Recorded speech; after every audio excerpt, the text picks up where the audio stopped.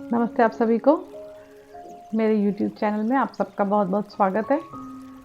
सपनों और सच्चाई की बातें, जागृति की बातें। तो एक और कहानी के साथ फिर से।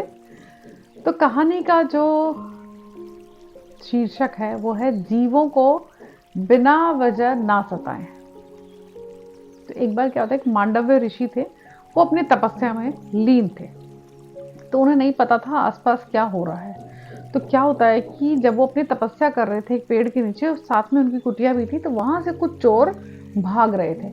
और वो क्या लेके भाग रहे थे, राजकोष से बहुत सारा धन उन्होंने चोरी कर रखा था और वो भाग रहे थे। और जब उनको लगा कि सैनिक बहुत पास आ गए हैं, तो उन्होंने क्या किया, जो धन चोरी कर रखा था वो सब कुटिया में छुपा दिया।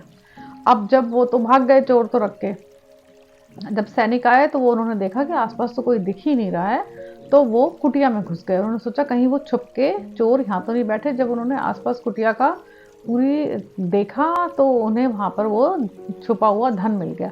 और उन्होंने सोचा कि ये वो चोर ही तो नहीं है जो कहीं नाटक कर रहा हो, ढोंग कर रहा हो तपस्या करने का। चलो इसे पकड़ के लेके चलते हैं राजा के पास, क्योंकि इसके आसपास ही हमें ये धन मिला है। और वो मांडव्य ऋषि के बहुत मना करने के बावजूद भी वो नहीं मानते हैं और उनको पकड़ के घसीट के राजा के दरबार में ले जाते हैं।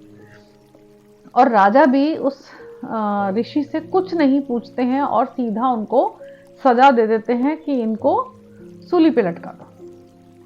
तो अब मांडव्य ऋषि, जो इतने तपस्या करने वाले ऋषि, वो अपने बारे में सोचने लगते हैं कि मैंने ऐसा क्या कर दिया, ऐसा मैंने क्या किया। वो अपने कुछ सालों के, अपने जन्मों के बारे में सोचते तो उन्हें समझ में आता है कि मैंने तो कुछ भी ऐसा अनर्थ, पाप, कुछ जीव हत्या कुछ नहीं किया।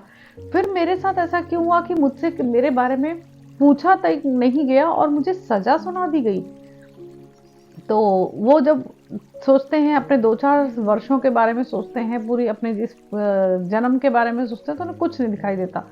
फिर वो अपने 100 जन्मों की तपस्या से 100 जन्मों के बारे में देखते हैं कि उनको दिखता है कि उन्होंने 100 जन्मों में भी कोई ऐसा काम नहीं किया कि जिससे वो इस सजा के हकदार बने।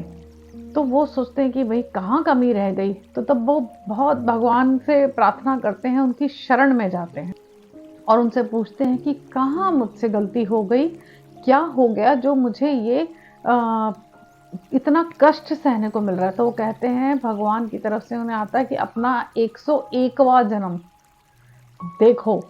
उसमें जब वो ध्यान लगाते हैं तब देखते हैं कि उसमें वो एक 8-10 साल का एक बच्चा है, जिसके हाथ में एक कीड़ा है और वो कीड़े को सुई चुभो रहा है। जो सुई चुभोता है तो कीड़ा ऐसे से हिलता है और वो बालक बहुत हंस रहा है इस चीज से, उसको बहुत मजा आ रहा है, उसका एक खेल हो रहा है और उसको वो कीड़ा बहुत ज्यादा तड़प रहा है। तब ऋषि मांडव्य को समझ में आता है कि कैसे उनसे गलती हुई है और वो उसकी सजा उन्हें मिल रही है। फिर वो भगवान से प्रार्थना करते हैं, लेकिन मैंने तो बहुत तपस्या की है, लोगों का बहुत मैंने भला किया है, तो फिर भी मुझे ये सजा मिल रही है। और इतनी देर में जब उनको ये सजा होने वाली होती है, तो बाहर लेकर आते हैं, तो बहुत सारे लोग उनको पहचान लेते हैं और वो राजा के पास आते हैं और उनसे बहुत प्रार्थना करते हैं कि ये तो ऋषि मांडव्य हैं, ये सबको बहुत ज्ञान देते हैं, सबकी मदद करते हैं, तो इनको प्लीज छोड़ दो। तो राजा को भी अपनी गलती का एहसास होता है। वो उनसे हाथ जोड़कर माफ़ी मांगते हैं, कहते हैं हमसे गलती हो गई, मेरे सैनिकों को लगा कि ये एक चोर है, लेकिन मुझे नहीं पता था कि ये ऋषि हैं। तो और वो ऋषि को छोड़ देते हैं। लेकिन ऋषि मांडव्य सोच में पड़ जाते हैं कि इतने वर्षों पूर्व किया गया, अनजाने में किया गया, जीवों को कष्ट दिया गया, मुझे इतने साल बाद उसका कष्ट मिल रहा है। तो आप लोग सब इसी से अंदाजा लगा सकते हैं कि जीवों को बिना वजह हमें कष्ट नहीं पहुंचाना चाहिए। पता नहीं कौन से जन्म में हमें उसको दिए गए कष्ट हमें किस जन्म में भुगतने होंगे। तो जीवों से प्यार करें। प्यार करेंगे तो अगले जन्म में या उससे पिछले, आगे पीछे किसी भी जन्म में प्यार ही मिलेगा। आप सबका दिन बहुत शुभ हो।